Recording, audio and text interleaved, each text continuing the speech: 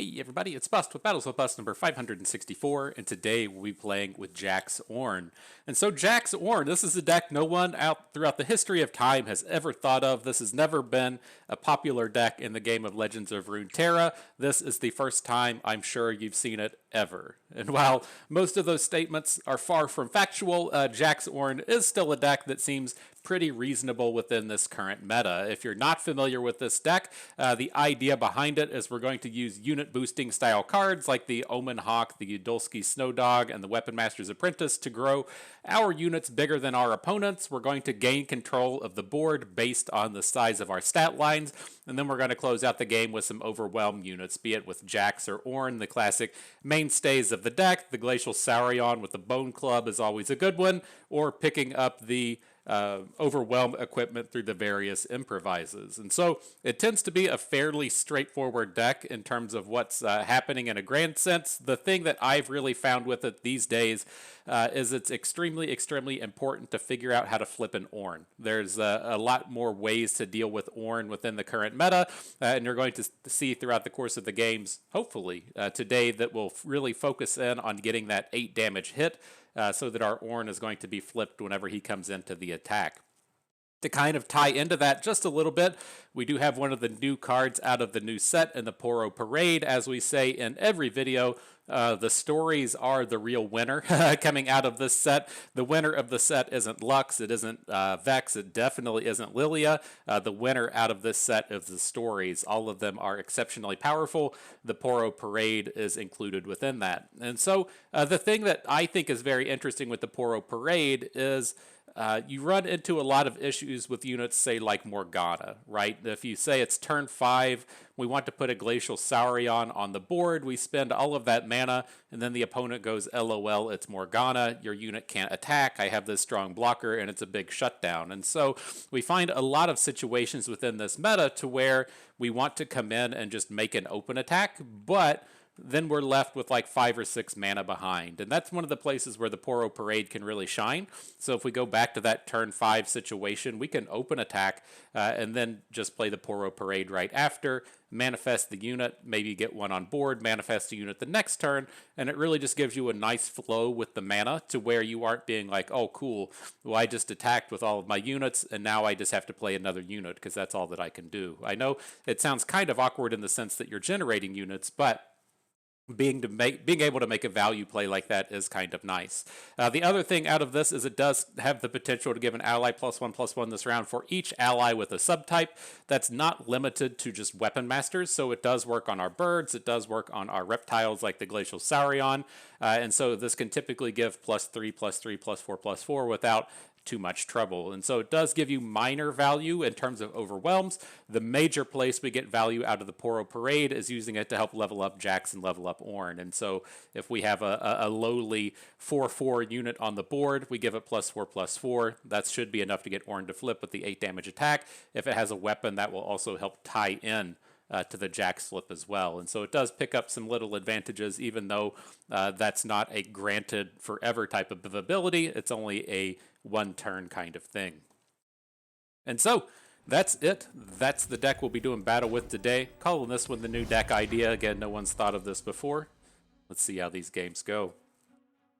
And so, apologies for the lack of content. I'm hoping to get back in the swing of things. As you can tell, I'm an old man, and old people get injured very easily. I'm not quite certain how I threw out my back, but I threw out my back, and it's been kind of miserable over the over the course of the past few days. I got ultra lucky. If you're a regular follower, you'll know that I've been refinishing the basement so I could move down here, and then I've gotten the office all set up, and a piece of that office was a standing desk. And one of the things that you'll find as you get old, you have to make yourself go and do stuff like stand. It sounds obnoxious when you say it, but you know it's very easy to kind of get in that space to where you wake up in the morning and you drive a half hour to work, and then you sit at work for 9 hours, and then you drive another half hour back, and then you get home, and then you watch Netflix for 4 hours, and you go to bed, and you've spent the entire day just sitting down the whole time. And that's what actually got me into working out when I was in my mid-20s. And then now that I'm pushing 40 and moved down into this basement, I decided, well, I'm going to get a standing desk, and so while I am just standing around doing work and stuff, I'm not just sitting for 15 hours a day. And so the desk came in like right before I threw out my back, and it's been a real blessing having access to not having to sit down. And so I'm at least blessed in that sense. I can't complain too much about backs. My brother's back is completely fucked, and so it is a real debilitating problem. Mine it should be going away. Like ever since I moved to Kansas City, I've had issues with my posterior chain, be it typically hamstrings from lifting weights, but it's moving up into the remainder of the gluteal issues. And I'm pretty certain that that's what our problem is here now. And so hopefully it just goes away a few days from now. Anywho, back to the action here. Up against Hecarim Gwen. This is the Ephemerals deck. To me, the matchup tends to be pretty fine. There's potentially two problems that you run into with this thing. The Shark Chariot opener isn't that scary. The thing that scares me is if they have the... If they have the elusive one drop along with the landmark that makes more elusives, letting them have the turns to where they put like 3 and 4 Gringblade duos on the board. Never too happy about it. And then Hecarim can be a real pain to deal with if you don't have something like Harsh Winds to shrink him down. Interesting no block from opponent. And we can kind of deal with this. The Hallowed isn't that bad at this point. I don't think we want to start burning brittle steels. Like, I'm fine to throw away a single Weapon Master's Apprentice. And then I think we can probably call it a day here. Can we just lethal out of this? Here's the question, right? So let's say that we drop brittle steel onto the Dragonling. I guess he's going to go up to 13. We can hook the Redeemed Prodigy out of combat, and then we're hitting for like 5, 8, 9, 10, 11. I think it's close. Well, we probably just have to kill the Redeemed Prodigy if we're going to be real. We're going to be short in terms of damage, but I think this Brittle Steel is still going to be good.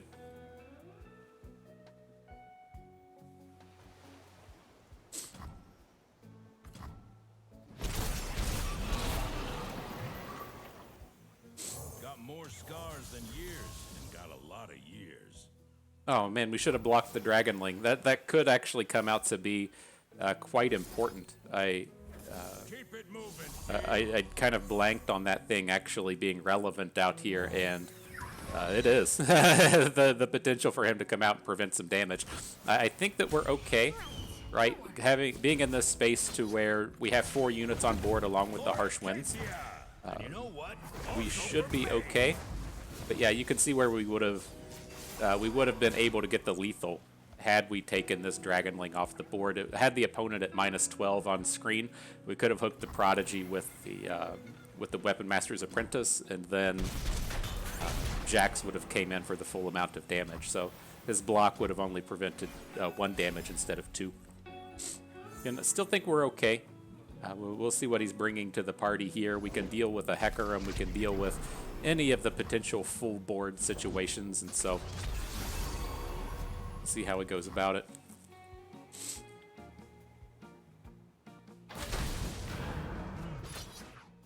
Any misplays I make, I'm allowed to just say, "Oh, my back hurts today," and so that's the way it works. That's the way life goes. Let's see, we have to Harsh Winds the fearsome unit down here. Don't miss out on that one. After that, we'll be good to go. You're gonna get burned. Take the big 0 damage, and then we'll definitely want to lead in with an open attack next turn. God, we're still short again on this, aren't we? So we can lose to bullshit like a dragon ambush. Just is what it is. I was gonna say we at least have 2 blockers if it's a dragon ambush, but we wouldn't be able to stop all of the shark chariots. So yeah, maybe this one is bad. Sewing Into mends the Gwen. soul.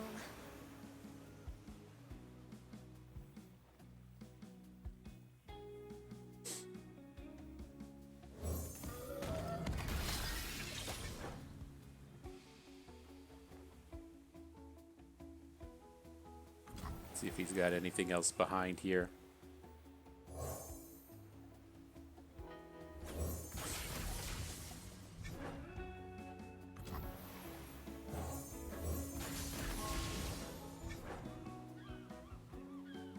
It's a little sloppy. Yeah, this game's going way deeper than I ever expected we would need it to.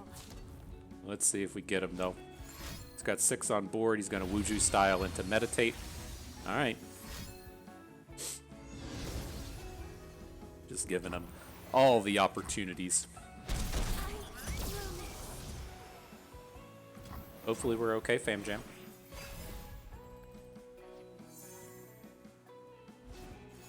I was gonna say, here comes some bullshit. Nice work.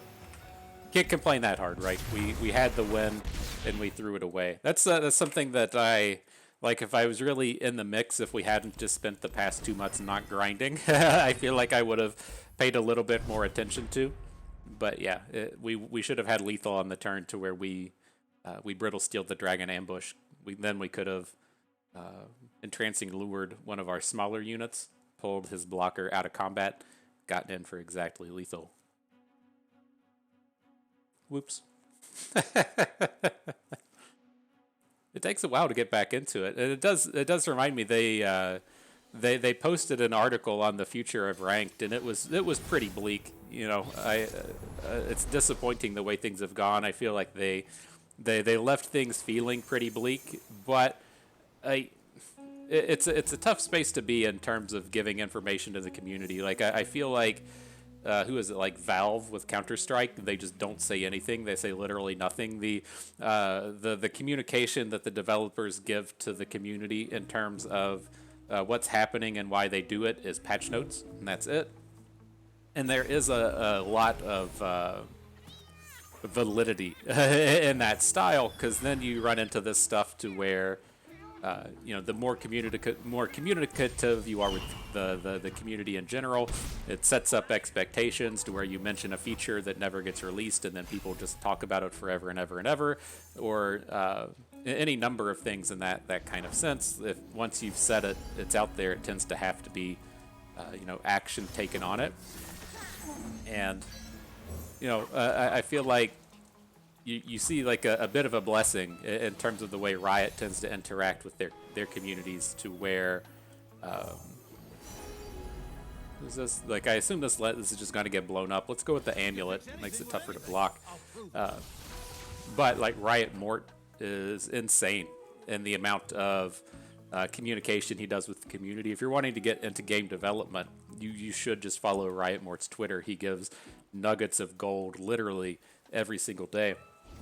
But with that comes things like death threats and just complete nonsense that he's had to put up with. And I get it. And so where this is going is, like, with Riot, it kind of makes sense to where they're probably a little too available.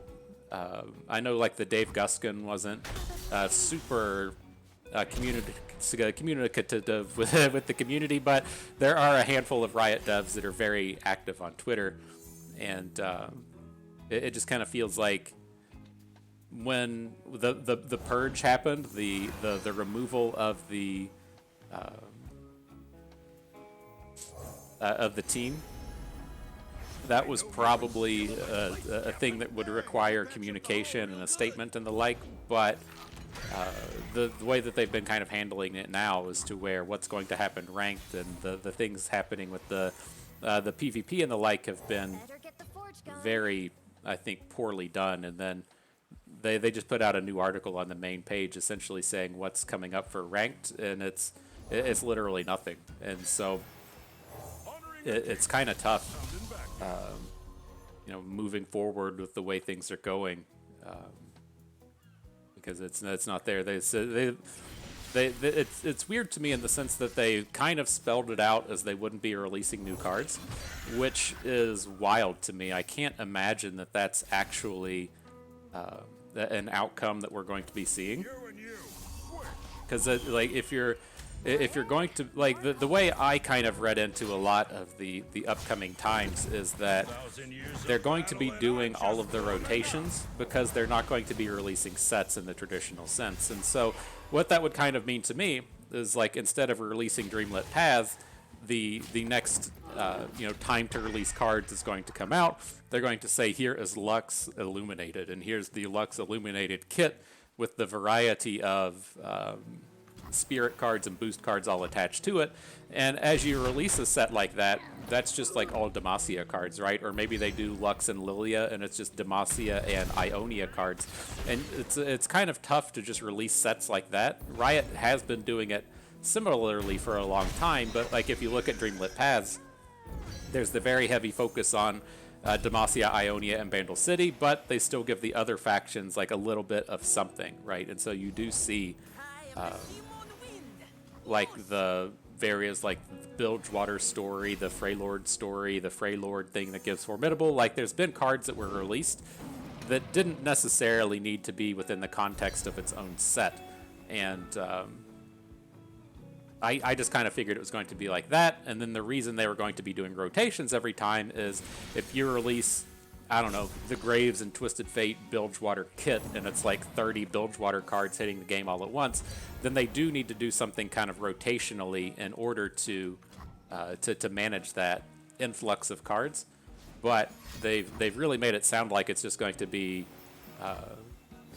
not happening, just like nothing new, and which doesn't make total sense to me. I assume that they're still going to come out and make skins and stuff, but maybe they aren't. Maybe they aren't, fam. I don't know.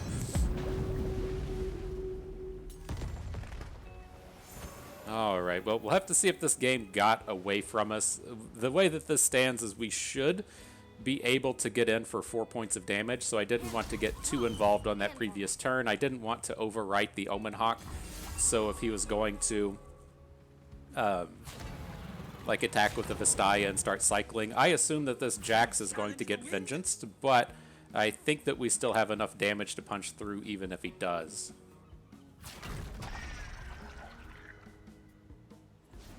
I guess the kicker in this space was he has these lifesteal units I didn't stop for. I was pretty certain we were going to be able to do 4.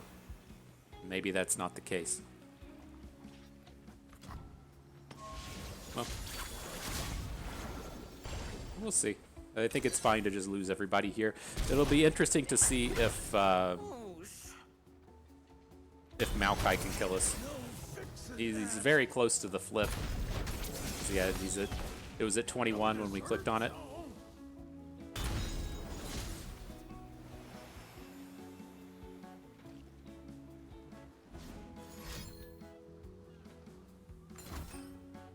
Sure.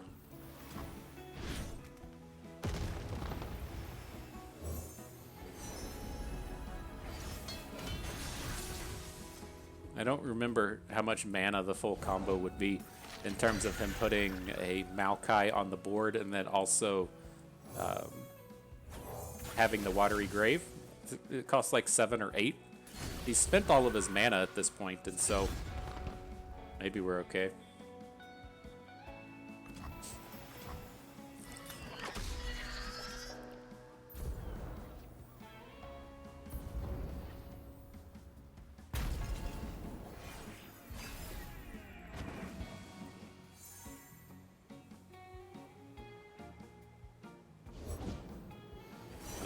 I did the mathematics. That's not a Maokai. So how do we want to go about this? Let's just go ahead and drop the Light of Acacia and see what he does. We don't need to block any of this stuff. We're nowhere near dying. And I want to see if he's willing to blow up an equipment before we get into combat. Doesn't look like he is. But we can still play Ornn. I'm going to copy the Scout equipment. Is that where we want to be, or do we want to copy Bone Club? We're just going to re-equip right after this anyways, probably with the Fearsome equipment. We don't have a flip. Oh, we do. We do have a flipped Jax, so maybe we do go for the Light of Acacia. I didn't think of that. That's probably where the issue is here now. I've got stuff to do after this. We can go for the scout one, but You got him. our Ornn having Overwhelm would have been No nice. further pleasantries needed. Assuming this does get taken away, we can at least put the Fearsome equipment onto Ornn, so we can't just block him with Portal Pioneer. But I'm a little worried there. He's got to blow up the scout equipment, though. He can't just let us start combat like that.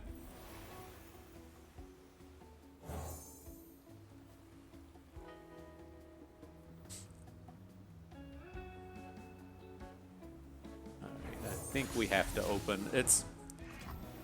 I'm not certain how we handled this round. We could have potentially got Overwhelm onto Ornn, and we could have potentially gotten Scout onto Ornn, and we missed both. Hammer never fails. Here comes my molten friend. But here comes my molten friend. It's been interesting playing this deck against all of the Elder Dragon decks. It's typically a fairly reasonable matchup. Our units line up pretty well against the units in the Elder Dragon deck, but the thing that's been the real kicker in there is all of the strikes that they carry, and then being able to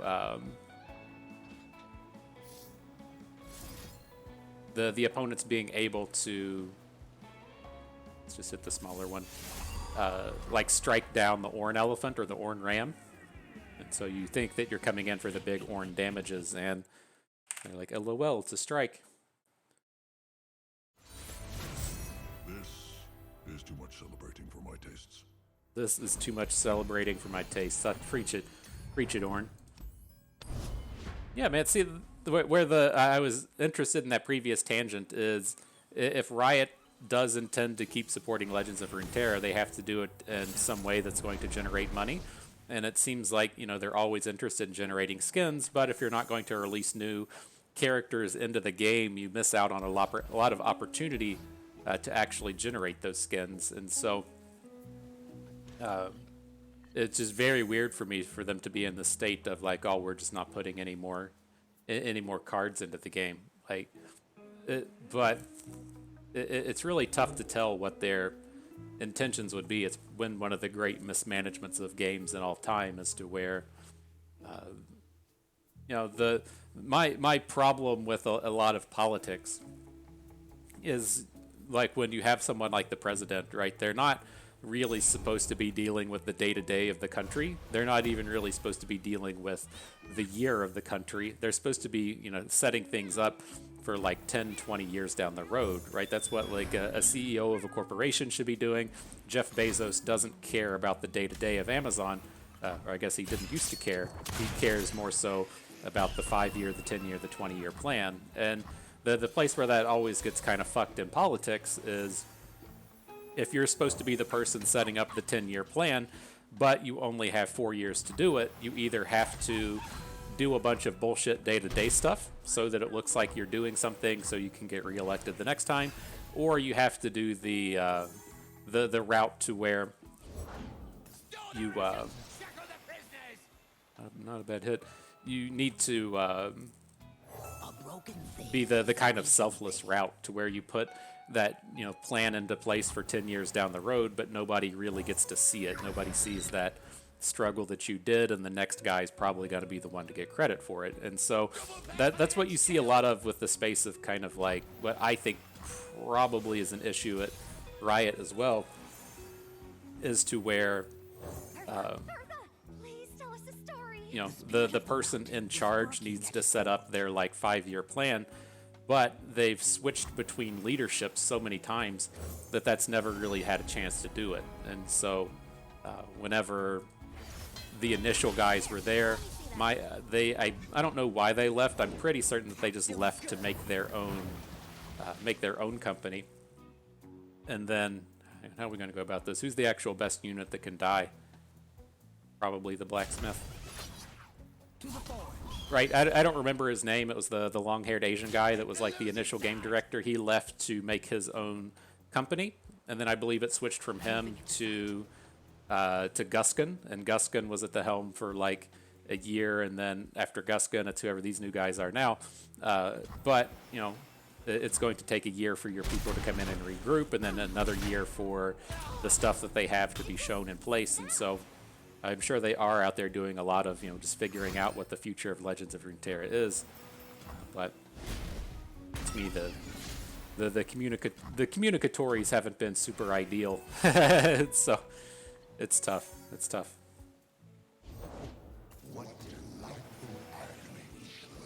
All right, let's focus back in on here in the game. I've been doing a little too much chit chat and not enough game focus. And I mean, I think we're okay out here. Why is he not taking down our Snow Dog? It does, interestingly enough, protect his Thresh from Brittle Steel. But I'm surprised to see him take down the weaker unit. Is there a way to just deal 2 damage to a Snow Dog?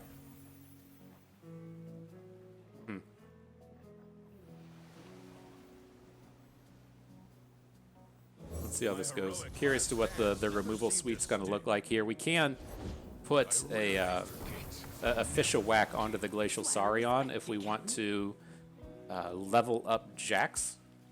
Otherwise, what is this, like 6 and 5 is 11? We would need to forge, and we can level up Jax off of the dog. I think we'll go that way.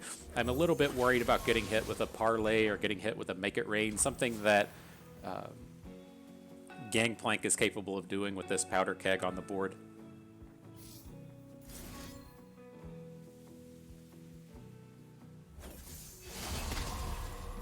Any takers? Sure. 1,000 years of battle and I'm just warming up. Seems fine. Can't really force him into doing anything else. The Brittle Steel's not going to hit anything. Zinged him real good.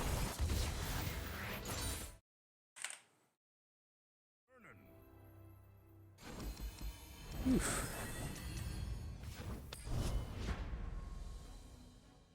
Yeah, one of the things I was kind of bummed about is there was a big uproar here in recent days over Hearthstone. There was some quest issues that people were complaining about, and then there's been a lot of balance problems in Standard since the newest set came out. So there's a lot of complaint about it. They just did a big balance patch, and there's another round of complaints about it. It's like anytime you see all these things come up, it would have just been so nice to be like, hey, we got this game over here we like to play. It's pretty good. It's better than the one you play. And now it's just kind of like, yeah, it's kind of cringy to bring it up, and it's a terrible place to be. All right, up against old Meat Spin. It seems like we play against this guy all the time.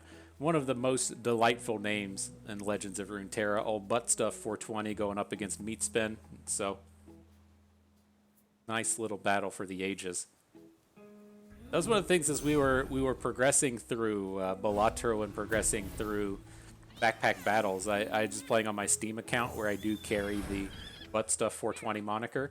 You know, nothing bad happened. It's, I don't know what you're expecting. Like having a name Butt Stuff 420, probably one of the tamer things that's going to happen on YouTube today. And so, I do consider just going in and switching it back. Now, I don't entirely remember how the naming worked in these games. I used the name YOLO Booty Time for a long time on Xbox. And I think it was when I switched to Hearthstone that it was one character too long. And so I think I used YOLO Booty Time in Riot before. I can't remember. It's just too much to maintain the wonderful naming schemes that I use. But I feel like I could probably bring back Butt Stuff 420 and it'll stick until somebody reports it. Some nerd out there doesn't like to have fun. That's got a marijuana reference in a bust. Sure does. Sure does. If you find your style, What do we got? He's glooming our dog. I'm just going to go ahead and forge. We get to keep the good attacks. The thing that's worrisome about this carrying the glooms is he's eventually just going to boost, and it's going to make all of these units terrible. But at least for now, we're able to get a little bit of an advantage, maybe grow whatever's on top of our deck. then look to get the combat cook and the Sarion up and running. Go. Castaway's a big boy. Here's a boost.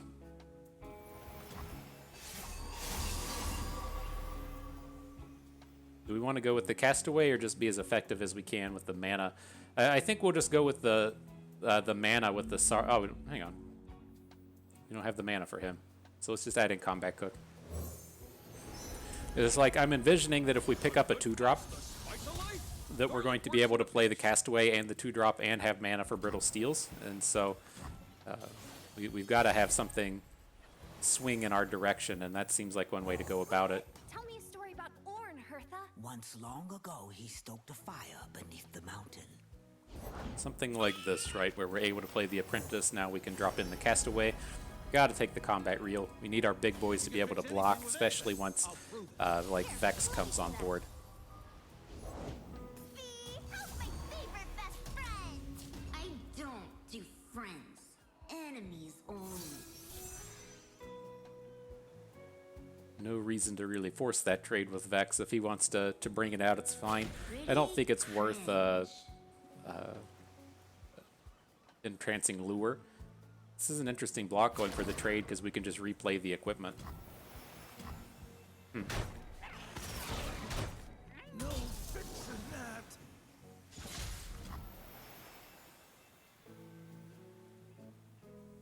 Let's go ahead and drop it. I worry that like it would be nice to put it onto the Glacial Saurion to go for the big overwhelm attacks, but it's not going to be enough to get a kill anytime soon. The perk to putting it on the Saurion would be getting in that 8 damage strike, since the Ornn is quite effective in this match, but we don't have him in hand at the moment. So we'll go with the Apprentice. This is still nice, so if he does play Vex, Vex is typically too small to win this combat right now. He did just play Jaro, so that could potentially change things, but You still haven't RSVP'd to your own we're still blockable in terms of Vex now. Take a hint. And then Ornn turns up. Cool. All right. Good stuff. Well battled, my friends. Let's get ourselves one more game in.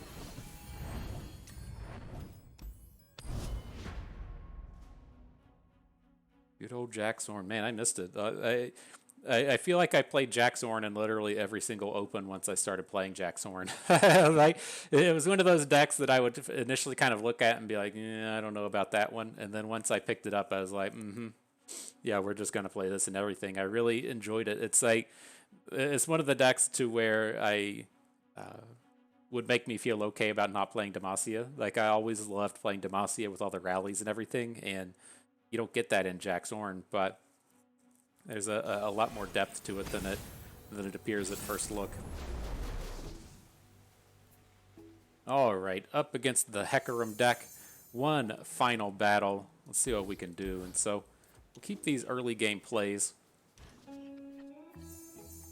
Nice curve to kick things off with. We'll see if he gets the obnoxious start or not. There's nothing you can really do about it. So Dole, did you wander off again?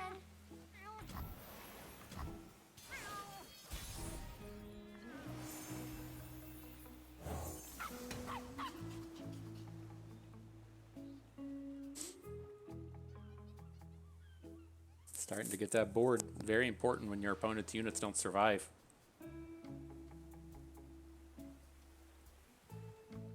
You need to play like a landmark and pass.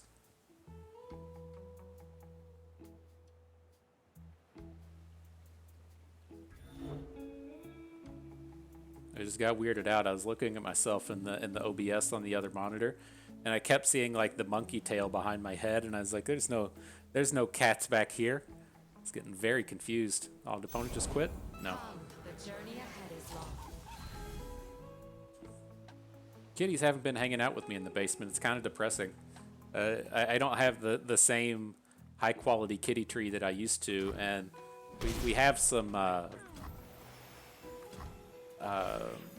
problems in the sense that getting down here is a little awkward.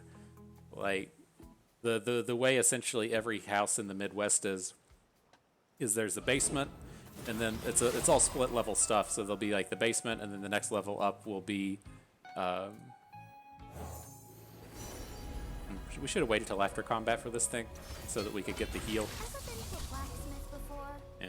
Anyways, there'll be like the basement, and then the next level up will be like the garage, and the next level up will be the main living area. The main living area is on top of the basement, and then on top of the garage is the bedrooms. And that's how this house is set up as well. But to get to the basement from the living area, you have to go through the garage, and we didn't want the kiddies to have to go through the garage.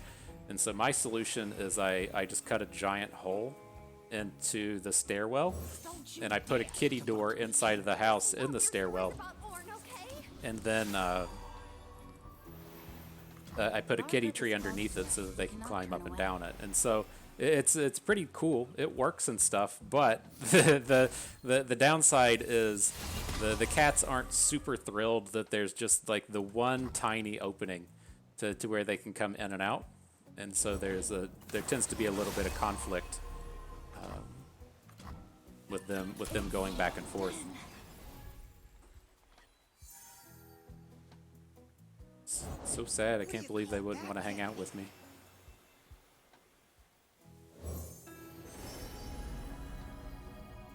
Alright, let's see what we can do here. Back into this action. We've thwarted the assault for the moment, since a lot of this is going to come down to whether or not he has an additional ephemeral unit. It's like he's just picked it up here with the redeemed prodigy. We're gonna get zinged on the round.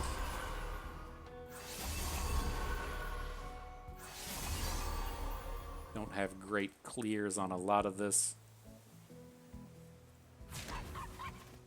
Let me focus. So I'm leaning towards just going ahead and playing Brittle Steel on the Apprentice, so that we can potentially Brittle Steel it or something next turn, so we don't end up taking any of the damages here. I think this is a reasonable way to go about it. And I thought this attack was going to be much more painful. We didn't actually lose very many units on these blocks. Gotta like that.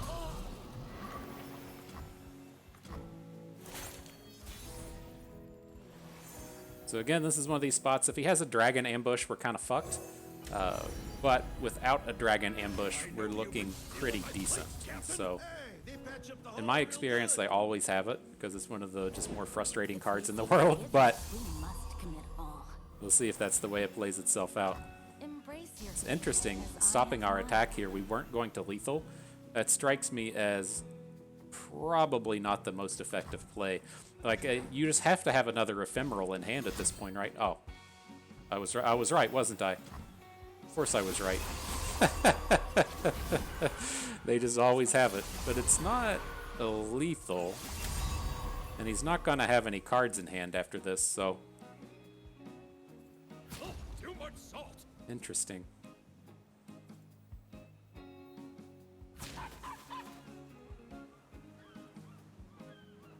We're unfortunately a little bit short of surviving through with the Sky Splitter for one more unit.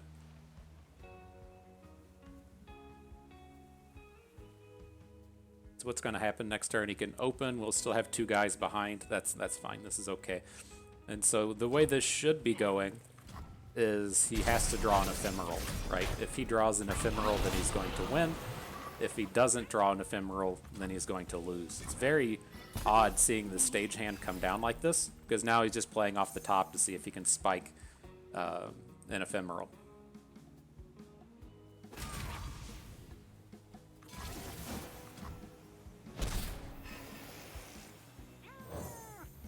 I made this hammer. It was so good I named it Hammer.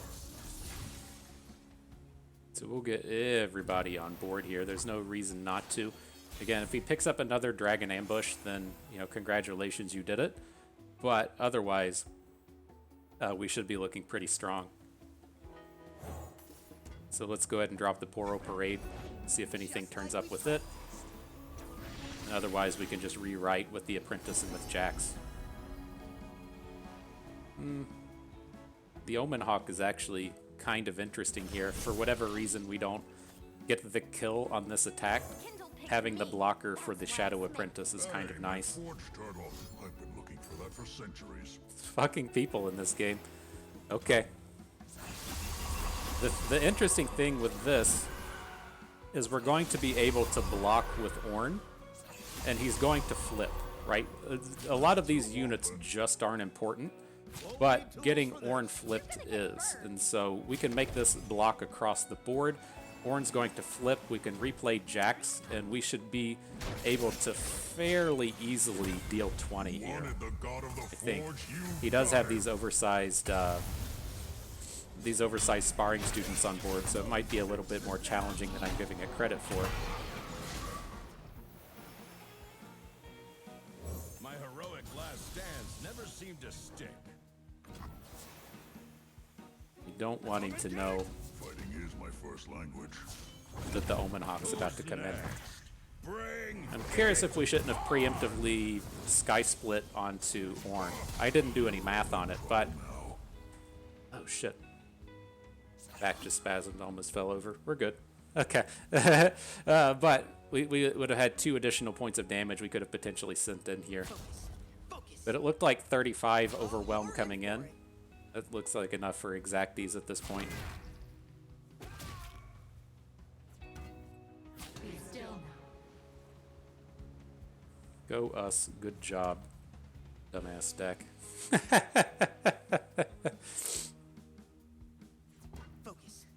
Doesn't matter. Doesn't matter how you arrange them, my guy. I appreciate the effort. Ancestors await. All right, GG. It's okay. Not a bad set of battles. 4 victories and a punt. Well done, Jax Ornn.